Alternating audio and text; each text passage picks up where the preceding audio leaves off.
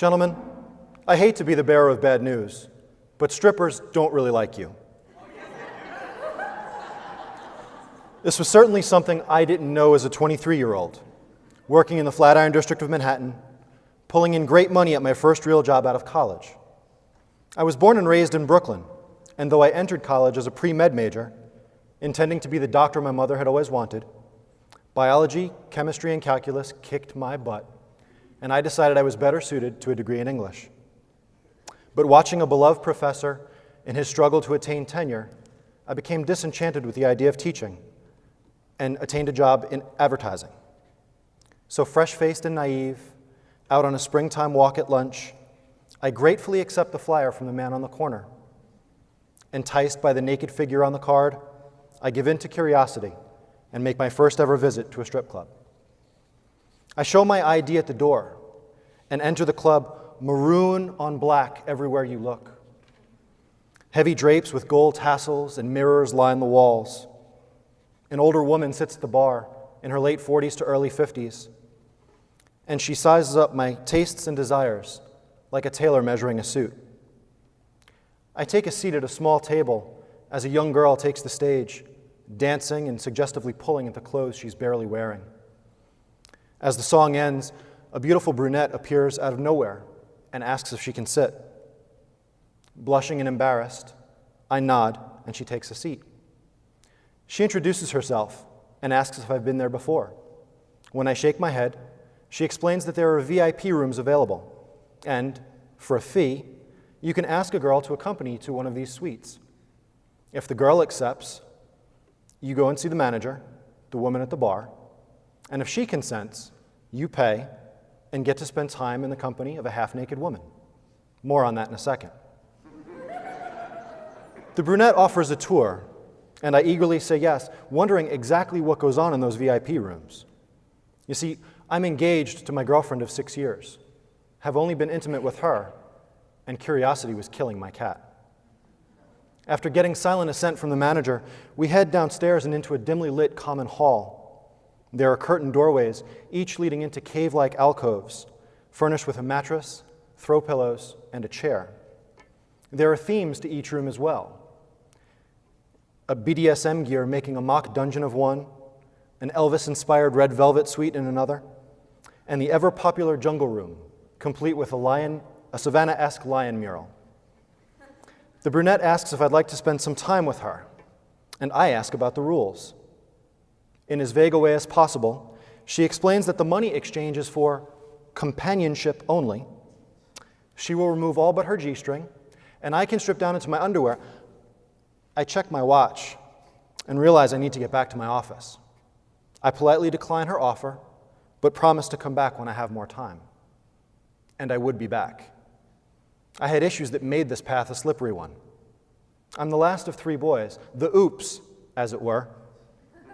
My brothers were considerably older than I, essentially making me an only child. My dad had outgrown any parental nature and had very little time for me as a result. He was around, sure, and took us on vacations and trips, but we were never close. All I ever really wanted was my father's approval, some way to make him proud of me. I tried all through college. I was on academic scholarship. Good for you. I played NCAA Division III volleyball. Sure, but you didn't start, and you barely got any playing time. I was in 2 drama performances, both to critical local acclaim, but you had minor roles at best. And so at some point I gave up and supplanted my father's approval for anyone who would give it. And that's where the strippers came in. Over the next 5 months, they were all too willing to show interest, making me feel like a god the second I walked through the door. It got to the point that Mama, as the Russian-born house manager was known, knew my tastes and always had a large-breasted brunette I could escort to the VIP areas. And so I continued to live my double life, work in the morning, secret trips to the strip club at lunch, and home to the girlfriend in the evening. I justified my guilt by telling myself that I wasn't really doing anything, that it was all completely normal, and that I would stop once I got married. I was getting attention, and that was all that mattered. But any habit can become boring with enough repetition. Even, it turns out, getting dry humped by a big-titted stripper in the jungle room of a New York City strip club.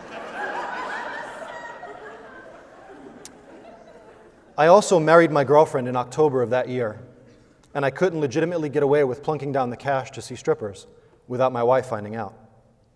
I thought I was in love with my wife, but hindsight tells me that we got married as the next logical step in our relationship.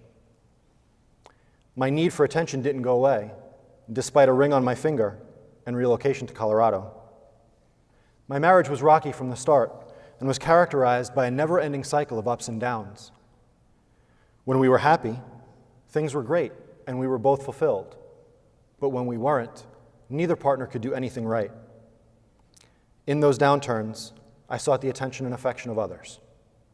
I learned it was cheaper to cheat on my wife, at least in the short term. Down the slope I went. I had 2 affairs.